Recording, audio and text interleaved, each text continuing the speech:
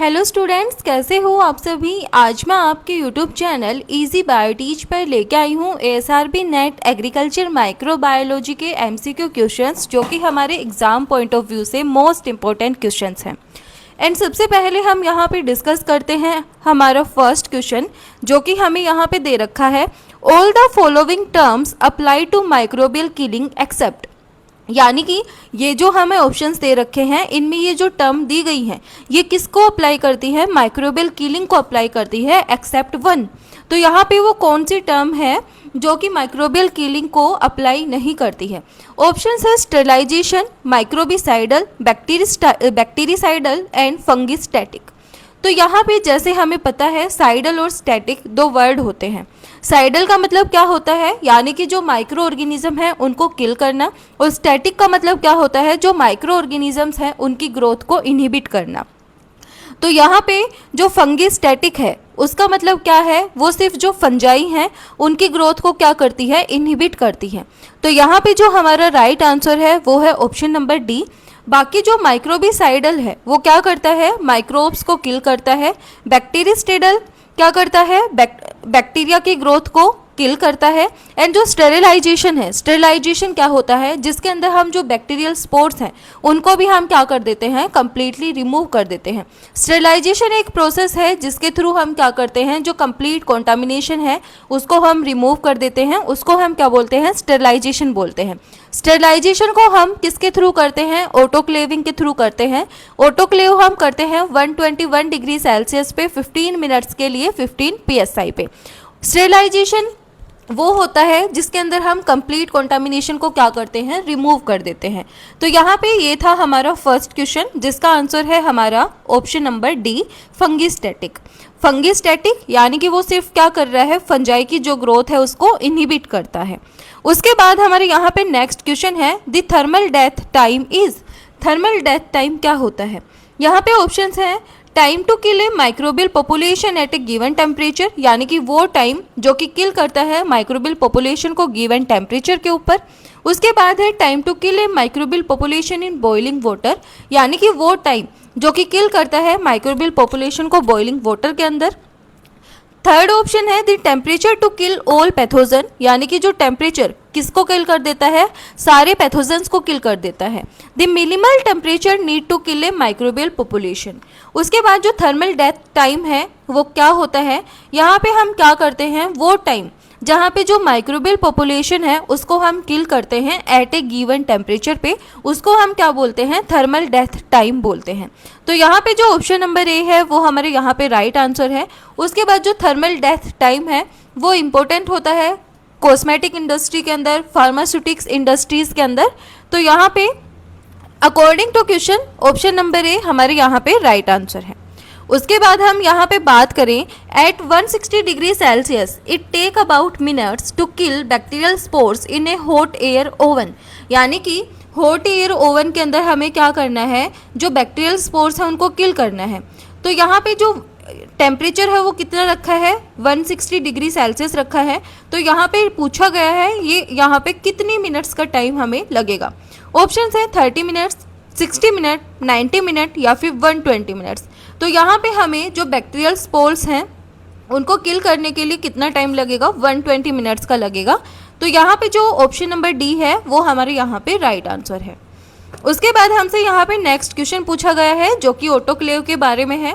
N autoclave normally sterilise material by heating the material to fill in the blanks degree Celsius for minute at fill in the blanks psi। तो यहाँ पे हमें पता है autoclave का temperature हम कितने पे सेट करते हैं, 121 डिग्री सेल्सियस पे करते हैं, 15 मिनट्स के लिए करते हैं और 15 psi पे करते हैं। ऑटोक्लेव क्या होता है, एक कुकर लाइक चैम्बर होता है, यानी कि वो क्या होता है, वैसे तो कुकर से बड़ा होता है पर उसको हम कुकर ही बोल सकते हैं, क्योंकि जो ऑटोक्लेव के ऊपर का जो पार्ट है उसके ऊपर क्या होती हैं, सीटी प्रेजेंट होती हैं। एंड जब यहाँ पे क्या होता है, प्रेशर बनता है तो हम उस सीटी से क्या करते हैं, प्रेशर को रिलीज़ करते हैं। एंड उसके बाद जब हम प्रेशर रिलीज़ कर देते हैं, प्रेशर रिलीज़ करने के बाद हम क्या करते हैं, हम जो हमारे मटेरियल है उसको हम ऑटोक्लेव के अंदर रखते हैं और फिर वहाँ पर हमारी जो कॉन्टामिनेशन वगैरह है उसको हम क्या करते हैं, रिमूव करते हैं। उसके बाद हमारे ये जो नेक्स्ट क्वेश्चन है वो यहाँ पे है, एयर फिल्ट्रेशन टिपिकली यूज ए फिल्टर, जो एयर फिल्ट्रेशन है उसके अंदर हम कौन से फिल्टर को यूज़ करते हैं? हेपा फिल्टर को करते हैं, मेम्ब्रेन फिल्टर को करते हैं, सैंड फिल्टर को करते हैं, डायटोमियस अर्थ को करते हैं। तो जो एयर फिल्टर है वो टिपिकली कौन से फिल्टर को यूज़ करते हैं? उसके अंदर हम करते हैं हेपा फिल्टर को। हेपा फिल्टर इनके पास एबिलिटी होती है, ये 99.9% तक जो कंटामिनेशन है उसको क्या करते हैं, ये रिमूव कर देते हैं। उसके बाद यहाँ पे ये क्या करते हैं, जो एयर पार्टिकल्स हैं उनको ट्रैप करके रखते हैं। और हेपा फिल्टर की यहाँ पे फुल फॉर्म क्या है? High efficiency particulate air, it is the full form of HEPA filter.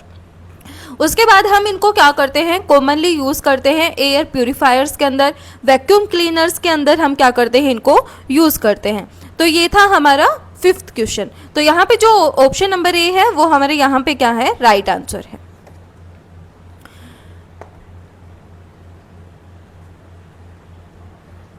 उसके बाद हमारे यहाँ पे नेक्स्ट क्वेश्चन है, the bactericidal activity has have the ability to cause thymine dimer formation. जो बैक्टीरिसाइडल एक्टिविटी यानी कि बैक्टीरिसाइडल मतलब बैक्टीरिया को किल करने की एक्टिविटी, उसके पास मतलब क्या है, एबिलिटी है थाइमिन डाइमर को फॉर्म करने की। तो यहाँ पे ऑप्शंस हैं, for bactericidal activity has have the ability to cause thymine dimer formation, यानी कि बैक्टीरिसाइडल एक्टिविटी के लिए किसके पास एबिलिटी है थाइमिन डाइमर फॉर्मेशन करने की? तो यहाँ पे ऑप्शंस हैं, X rays, ultra B, light rays, gamma rays, microwaves. तो जो यूवीबी रेज हैं उनके पास क्या है, एबिलिटी है थाइमिन डाइमर्स को कोज करने की। थाइमिन डाइमर एक हिसाब से हम बोल सकते हैं डीएनए के अंदर क्या हो जाती है, म्यूटेशन हो जाती है। तो यहाँ पे क्वेश्चन पूछा जाता है कि जब थाइमिन ऐसे प्रेजेंट होते हैं जब थाइमिन डाइमर फॉर्म होता है, या फिर थाइमिन ऐसे मैनर में प्रेजेंट होते हैं तब थाइमिन डाइमर प्रेजेंट होता है। तो जब थाइमिन ऐसे मैनर में प्रेजेंट होते हैं तब क्या होता है, उनके अंदर थाइमिन डाइमर की फॉर्मेशन होती है, ये याद रखना। तो यहाँ पे जो अल्ट्रा वी लाइट है वो क्या होती हैं, रिस्पॉन्सिबल होती हैं थाइमिन डाइमर को फॉर्म करने के लिए। उसके बाद थाइमिन क्या है, थाइमिन एक बेस है जो कि डीएनए के स्ट्रक्चर के अंदर प्रेजेंट होता है। थाइमिन किसके साथ बॉन्ड बनाता है, थाइमिन एडेनिन के साथ बॉन्ड बनाता है और वो डबल बॉन्ड बनाता है एडेनिन के साथ, ये याद रखना। फिर यहाँ पे हम बात करें, the elimination of pathogen in food by irradiation is called, यानी कि यहाँ पे हम क्या कर रहे हैं, एलिमिनेशन कर रहे हैं पैथोजन का बाय इरेडिएशन। इस प्रोसेस को हम क्या बोलेंगे? ऑप्शन है डी वैल्यू, पास्चराइजिंग डोज, इंसिनरेशन या फिर स्टेरिलाइजेशन। तो यहाँ पे जब हम एलिमिनेशन करते हैं पैथोजन का फूड के अंदर by the help of irradiation, तो यहाँ पे हम उसको क्या बोलते हैं, पास्चराइजिंग डोज बोलते हैं।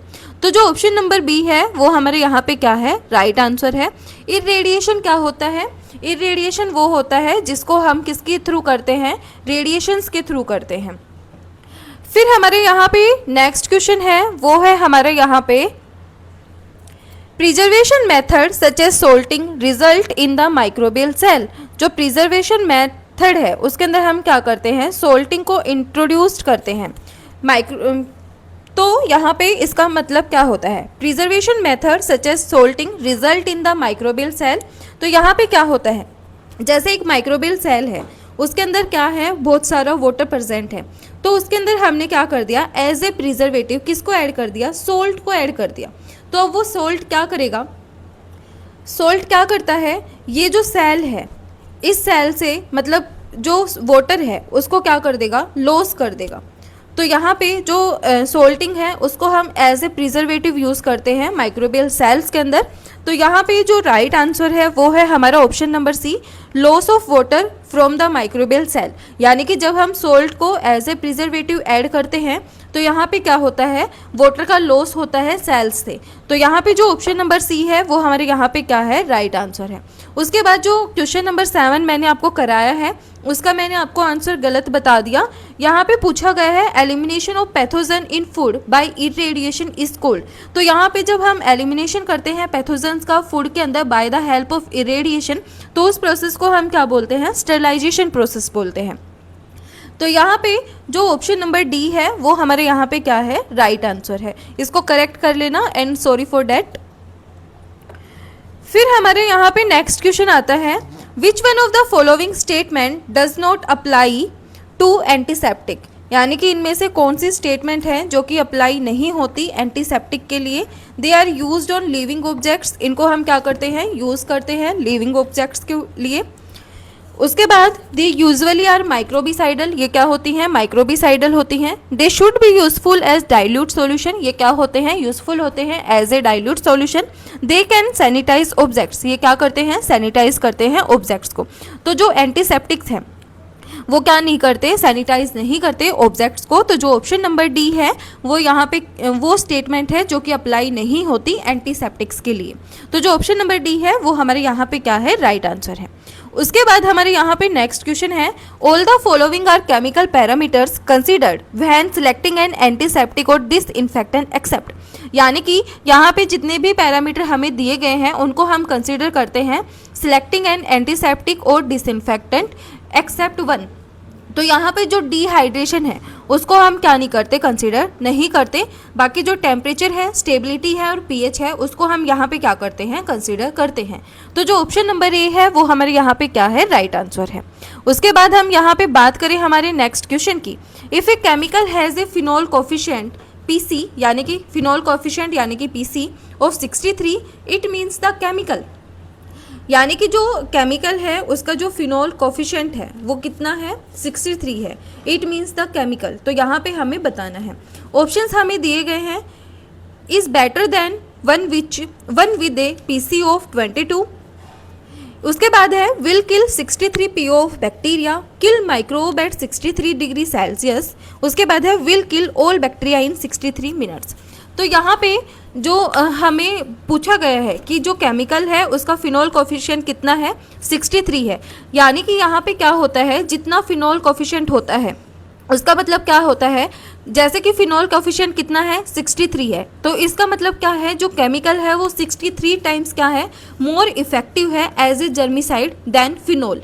तो यहाँ पे इसका क्या मतलब है, जैसे फिनोल कोफिशिएंट क्या है, 63 है, तो जो यहाँ पे क्या पूछा गया है, जो केमिकल है वो क्या है, ज़्यादा क्या है, अफेक्टिव है as a germicide than the phenol. ये याद रखना, अंडर द सेम कंडीशन, यानी कि सेम कंडीशन के अंदर ही जो केमिकल है वो क्या है, 63 टाइम्स ज़्यादा अफेक्टिव है एज ए जर्मिसाइड।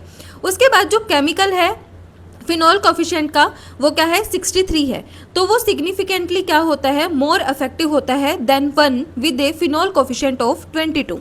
तो यहाँ पे जो ऑप्शन नंबर ए है वो हमारे यहाँ पे क्या है, राइट आंसर है। इसको याद रखना कि अगर फिनोल कोफिशिएंट क्या है, ज़्यादा है, मतलब 63 है, तो जो केमिकल है उसकी जो एफिशिएंसी है वो क्या है, ज़्यादा है देन द फिनोल। तो जो ऑप्शन नंबर ए है वो हमारे यहाँ पे क्या है, राइट आंसर है। उसके बाद हमसे यहाँ पे पूछा गया है which one is not a halogen, इनमें से कौन सा हेलोजन नहीं है। ऑप्शंस है आयोडीन, मरकरी, क्लोरेक्स ब्लीच या फिर क्लोरीन। तो यहाँ पे ये हम सीधा भी बता सकते हैं, जो मरकरी है वो हमारा हेलोजन नहीं है। तो जो ऑप्शन नंबर बी है वो हमारे यहाँ पे राइट आंसर है। उसके बाद हमारे यहाँ पे आता है फिनोलिक्स इंक्लूड केमिकल एजेंट्स। जो फिनोलिक्स हैं वो क्या करते हैं, इंक्लूड करते हैं केमिकल एजेंट्स को। तो यहाँ पे ऑप्शंस दिए गए हैं, such as the iodophors derived from carbolic acid, use as tincture such as formaldehyde. तो जो फिनोलिक्स हैं वो इंक्लूड करते हैं केमिकल एजेंट्स जो कि डिराइव्ड होते हैं फ्रॉम द कार्बोलिक एसिड। जो कार्बोलिक एसिड है यानी कि जो फिनोल है वो क्या है, एक टाइप से कार्बोलिक एसिड ही है। जो जोसेफ लिस्टर थे उन्होंने, कार्बोलिक एसिड का दूसरा नाम क्या है, फिनोल है। जोसेफ लिस्टर ने सबसे पहले क्या किया था, जो सर्जिकल थ्योरी थी उसको क्या किया था, उन्होंने इंट्रोड्यूस किया था जोसेफ लिस्टर ने। तो उन्होंने क्या किया था, कार्बोलिक एसिड को इंट्रोड्यूस किया था, या फिर ये बोल सकते हो कार्बोलिक एसिड को यूज़ किया था बाउंड वगैरह को क्लीन करने के लिए। तो उन्होंने किसको यूज़ किया था, फिनोल को यूज़ किया था बाउंड वगैरह को क्लियर करने के लिए, क्लीन करने के लिए। तो यहाँ पे जो ऑप्शन नंबर बी है वो हमारे यहाँ पे क्या है, राइट आंसर है। उसके बाद हमारे यहाँ पे नेक्स्ट क्वेश्चन है heavy metal such as work by. तो जो यहाँ पे ऑप्शंस दिए गए हैं, मरकरी क्या करती है, डिस्टर्ब करती है मेम्ब्रेन को। उसके बाद जो कॉपर है वो क्या करता है, प्रोड्यूस्ड करता है टॉक्सिन को। आयोडीन डीनेचर करती है प्रोटीन को। उसके बाद सिल्वर है वो बाइंडिंग प्रोटीन मॉलिक्यूल्स टुगेदर। जो सिल्वर है वो क्या करती है, मॉलिक्यूल्स, जो प्रोटीन मॉलिक्यूल्स है उनको एक साथ बाइंड करके रखती है। तो यहाँ पे जो इस क्वेश्चन का आंसर है वो है हमारा ऑप्शन नंबर डी, क्योंकि जो सिल्वर है वो क्या है, एक हैवी मेटल है और उसके पास क्या है, एंटी माइक्रोबियल एक्टिविटीज़ प्रेजेंट होती हैं। उसके बाद ये क्या करती हैं, उसके बाद यहाँ पे ये क्या करती हैं, जो सल्फोहाइड्राइल ग्रुप है उसके साथ ये क्या करती हैं, ऐड करती हैं और ये क्या करती हैं, मतलब जो प्रोटीन मॉलिक्यूल्स हैं उनको बाइंड करने में हेल्प करती हैं। तो यहाँ पे जो ऑप्शन नंबर डी है वो हमारे यहाँ पे क्या है, राइट आंसर है। उसके बाद हमारे यहाँ पे नेक्स्ट क्वेश्चन है, एल्कोहल्स क्या हैं? तो ऑप्शन है सरफेक्टेंट है, हैवी मेटल है, या फिर डीनेचरिंग एजेंट है, या फिर डिटर्जेंट है। तो जो एल्कोहल है वो क्या है, डीनेचरिंग एजेंट्स है। तो जो ऑप्शन नंबर सी है वो हमारे यहाँ पे क्या है, राइट आंसर है। जो एल्कोहल्स हैं वो पर्टिकुलरली क्या होते हैं, इथेनॉल और आइसोप्रोपेनॉल होते हैं, जो कि अफेक्टिव डीनेचरिंग एजेंट्स होते हैं, क्योंकि ये क्या करते हैं, डिस्टर्ब कर देते हैं स्ट्रक्चर ऑफ प्रोटीन्स को by breaking hydrogen bonds and hydrophobic interaction. तो जो एल्कोहल है वो क्या है, वो डीनेचरिंग एजेंट्स हैं। तो जो ऑप्शन नंबर सी है वो हमारे यहाँ पे क्या है, राइट आंसर है। उसके बाद हमारे यहाँ पे नेक्स्ट क्वेश्चन है, all the following statements apply to quats accept.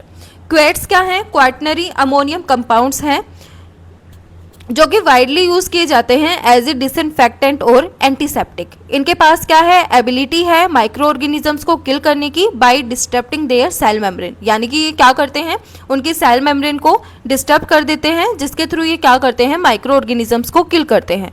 तो यहाँ पे हमें ऑप्शंस दिए गए हैं, ये रिएक्ट करते हैं सेल मेम्ब्रेन के साथ, तो ये बात सही है, ये क्या करते हैं, रिएक्ट करते हैं सेल मेम्ब्रेन के साथ, जिससे वो उनकी एबिलिटी है, जिससे वो क्या करते हैं, माइक्रो ऑर्गेनिजम्स को किल कर देते हैं। उसके बाद ये पॉजिटिव चार्ज मॉलिक्यूल्स हैं, तो जो क्वार्ट्स हैं ये क्या है, पॉजिटिव चार्ज मॉलिक्यूल्स हैं, ये भी सही है। उसके बाद they are type of soap, तो जो क्वार्ट्स हैं वो किसका टाइप नहीं है, वो सोप का टाइप नहीं है। उसके बाद they can be used as disinfectant, तो ये मैंने आपको पहले भी बताया है, क्वेट्स को हम यूज़ करते हैं एज ए डिसइंफेक्टेंट या फिर एंटीसेप्टिक। तो यहाँ पे जो ऑप्शन नंबर सी है वो हमारे यहाँ पे क्या है, राइट आंसर है। इनको ये किसका टाइप नहीं है, ये शोप का टाइप नहीं है। याद रखना क्वेट्स के बारे में, ये क्या है, क्वाटनरी अमोनियम कंपाउंड्स हैं, वाइडली यूज़ किए जाते हैं as a disinfectant and antiseptic. इनके पास क्या है, एबिलिटी है माइक्रो ऑर्गेनिजम्स को किल करने की। ये क्या करते हैं, उनकी जो सेल मेम्ब्रेन है उसको डिस्टर्ब कर देते हैं।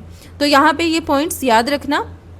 उसके बाद हमारे यहाँ पे नेक्स्ट क्वेश्चन है, हाइड्रोजन पेरोक्साइड।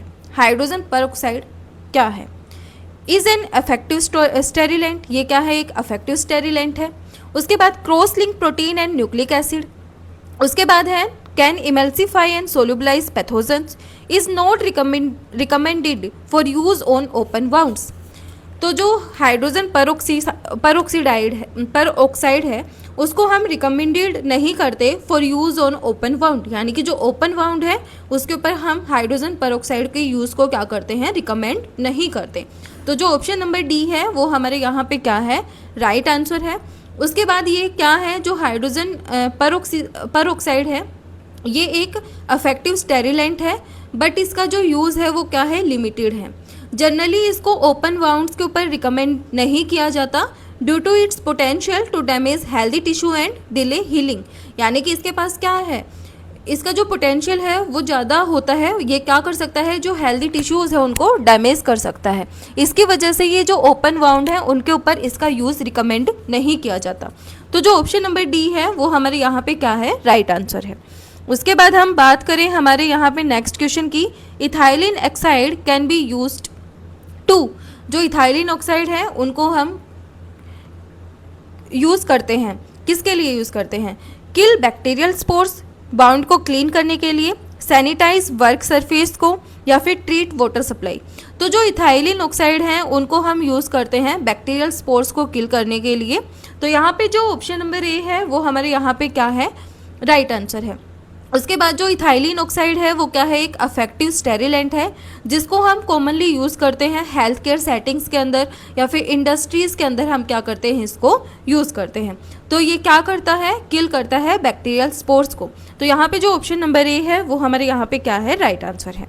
उसके बाद हमारे यहाँ पे नेक्स्ट क्वेश्चन है, which of the following term fit the destruction of destruction all living microbes, spores and viruses. तो यहाँ पे हमें ऑप्शंस दिए गए हैं सैनिटाइजेशन, स्टेरिलाइजेशन, एसेप्टिक टेक्निक या फिर पाश्चराइजेशन। तो स्टेरिलाइजेशन है, उसके अंदर हम क्या करते हैं, जितने भी माइक्रोब्स हैं, स्पोर्स हैं, वायरसेस हैं, उन सभी का हम क्या करते हैं, उसमें डिस्ट्रक्शन करते हैं। तो जो ऑप्शन नंबर बी है वो हमारे यहाँ पे क्या है, राइट आंसर है। फिर हमारे यहाँ पे नेक्स्ट क्वेश्चन आता है, which of the following description would tell you all microbes are killed. यानी कि इनमें से कौन सी टर्म ऐसी है जो आपको बताती है कि वो जो सारे माइक्रोब्स हैं उसको किल कर सकती है। Bacteriostatic, bacteriostatic, fungistatic, microbicidal, microbistatic. तो यहाँ पे जो माइक्रोबिसाइडल है उसके थ्रू आप क्या कर सकते हो, जितने भी माइक्रोब्स हैं ऑल माइक्रोब्स को आप किल कर सकते हो। ये आपको यहाँ पे जो माइक्रोबिसाइडल है वो बताता है। तो यहाँ पे जो ऑप्शन नंबर सी है वो आपका यहाँ पे राइट आंसर है। उसके बाद जो बैक्टीरियोस्टैटिक है वो क्या करता है, बैक्टीरिया को किल करता है। फंगिस्टैटिक फंगस को किल करता है, सॉरी फंगस को इनहिबिट करता है। बैक्टीरियोस्टैटिक बैक्टीरिया की जो ग्रोथ है उसको इनहिबिट करता है। माइक्रोबियोस्टैटिक क्या करता है, माइक्रोब्स की ग्रोथ को इनहिबिट करता है। उसके बाद ये क्वेश्चन रिपीटेड है, what is the thermal death time. तो थर्मल डेथ टाइम क्या होता है, यहाँ पे हम स्पेसिफिक टेम्परेचर के ऊपर हम क्या करते हैं, जो माइक्रोब्स हैं उनको किल करते हैं। तो यहाँ पे जो ऑप्शन नंबर ए है वो हमारे क्या है, राइट आंसर है। उसके बाद हमारे यहाँ पे नेक्स्ट क्वेश्चन आता है, which of the following describe इंसिरेशन।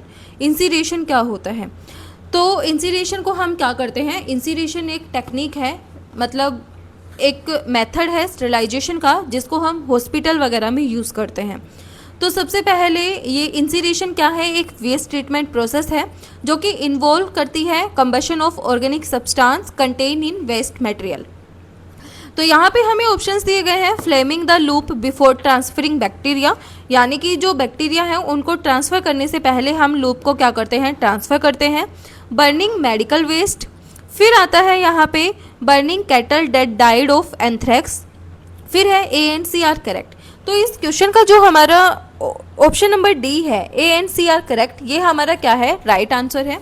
उसके बाद हम देखो क्या करते हैं, सबसे पहले जब हम यहाँ पे अपना स्टेरिलाइजेशन वगैरह करते हैं माइक्रोबायोलॉजी लैब के अंदर, ये हमने भी किया हुआ है। तो सबसे पहले हम क्या करते हैं, जैसे जब मेरी थीसिस हुई थी, डेजर्टेशन हुई थी, तब मैंने काम किया था। तो सबसे पहले जैसे हम क्या करते हैं, जो अगार वगैरह है, जो भी हमारा कल्चर मीडिया है, हम उसको क्या कर लेते हैं, प्रिपेयर कर लेते हैं। प्रिपेयर करने के बाद हम क्या करते हैं, उसको थोड़ी देर रख देते हैं। रखने के बाद हम उसको क्या करते हैं, पहले उसको हम किसके अंदर रखते हैं, इनक्यूबेटर के अंदर रखते हैं। इनक्यूबेटर के अंदर रखने के बाद उसके अंदर क्या होती है, जो ग्रोथ है माइक्रोब्स की, वो ग्रोथ आ जाती है। हम 24 आवर्स तक उसको रखते हैं। उसके बाद जब हम पैट्री प्लेट्स को तैयार करते हैं अगार मीडियम के लिए, अगार मीडियम के साथ हम जब पैट्री प्लेट्स को तैयार करते हैं, तब हम क्या करते हैं, उन पैट्री प्लेट्स को तैयार करके 24 आवर्स के लिए रख देते हैं, ताकि जो अगार है वो अच्छे से सेटल डाउन हो जाए। जब वो सेटल डाउन हो जाता है, तब हम उन सेटल डाउन होने के बाद क्या करते हैं, नेक्स्ट डे जो हमारा मीडिया था उसके अंदर भी क्या हो गई, बैक्टीरिया की ग्रोथ आ गई, एंड जो हमारी पैट्री प्लेट्स हैं वो भी क्या हो गई, अच्छे से सेटल डाउन हो गई। अब हमें क्या करना है, लेमिनार एयर फ्लो के अंदर हमें अपना काम करना है। जब हम लेमिनार एयर फ्लो के अंदर हम अपना काम करते हैं, जो पैट्री प्लेट्स हैं उनके अंदर हम जो बैक्टीरिया को इंक्यूबेट करवाते हैं, तो जब हम बैक्टीरिया को उनके अंदर ट्रांसफ़र करते हैं तो हम क्या करते हैं, जो लूप होती है, लूप कैसी होती है, लूप ऐसी होती है, उसको हम क्या करते हैं, जो बर्नर वगैरह होता है उसके ऊपर हम क्या करते हैं, तो हल्का सा गर्म कर लेते हैं।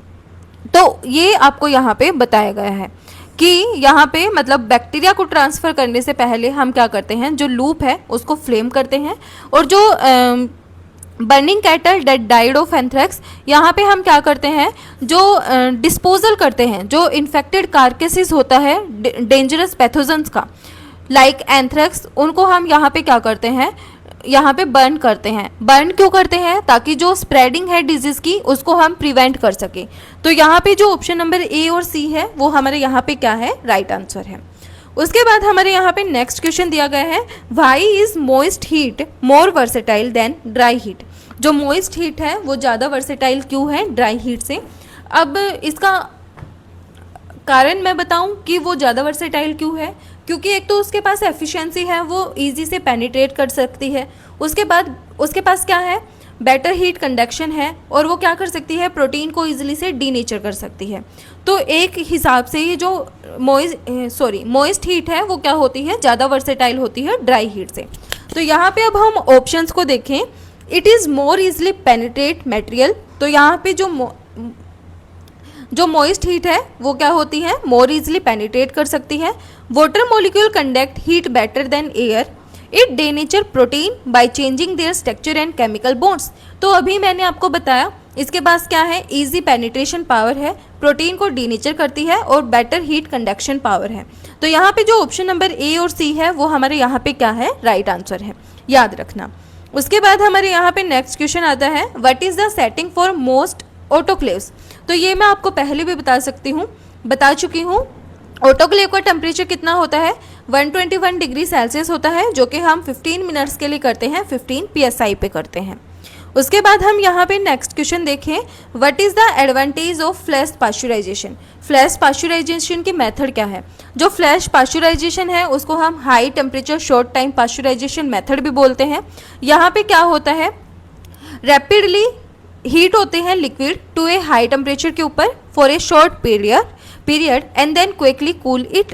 यानी कि यहाँ पे हम क्या करते हैं, जो लिक्विड है उसको रैपिडली क्या करते हैं, हीट करते हैं हाई टेम्परेचर के ऊपर शॉर्ट पीरियड पे, और उसके बाद हम उसको क्या करते हैं, क्विकली कूल करते हैं। तो उसको हम क्या बोलते हैं, फ्लैश पाश्चराइजेशन मेथड बोलते हैं। ये जो मेथड है ये क्या होता है, फास्टर होता है than traditional batch pasteurization method के।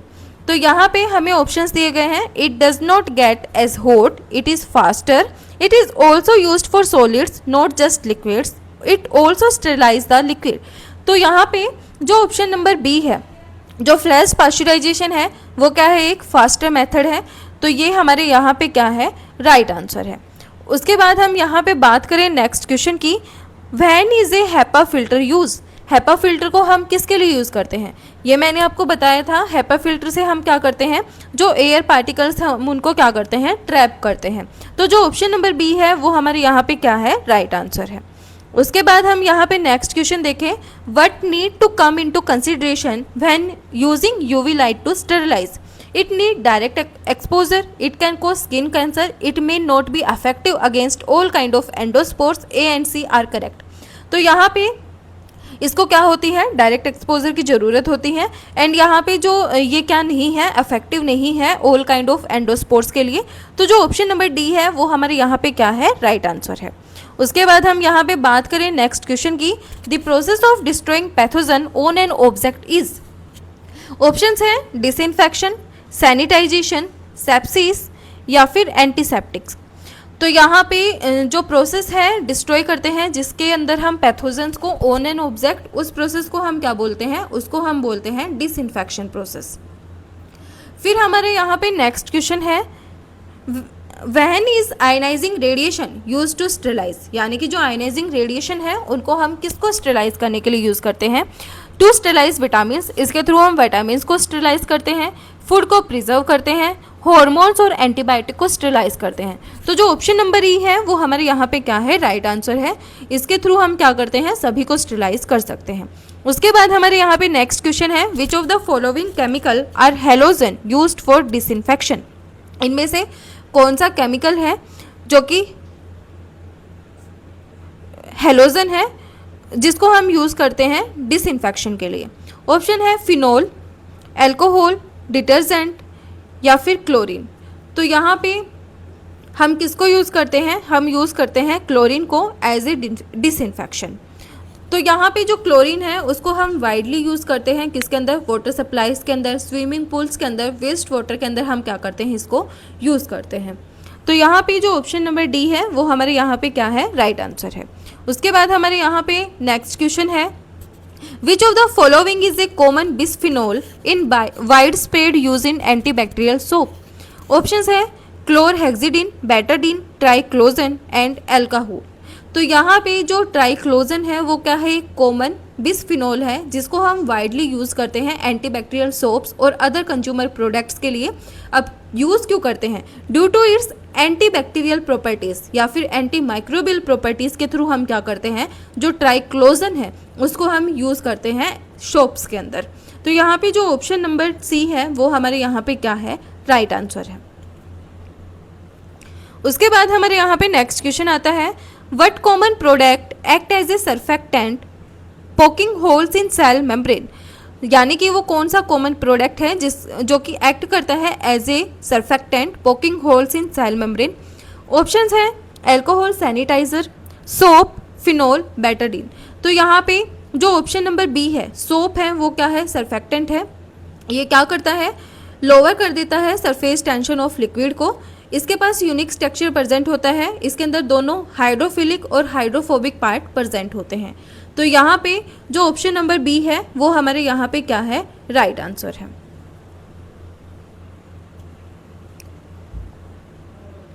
इसके बाद हमारे जो नेक्स्ट क्वेश्चन है वो है, which of the following gases were used to decontaminate mail after the anthrax square.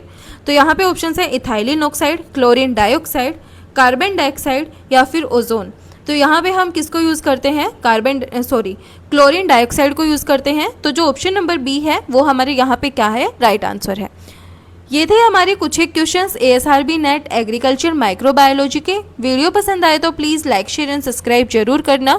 And ये जो वीडियोस हैं मैं अपलोड कर दूंगी आपको सारे, मतलब जितने मेरे से हो सकेंगे मैं उतने आपको MCQ क्वेश्चंस कराने की कोशिश करूंगी। एंड प्लीज़ आप सपोर्ट करो। Thank you.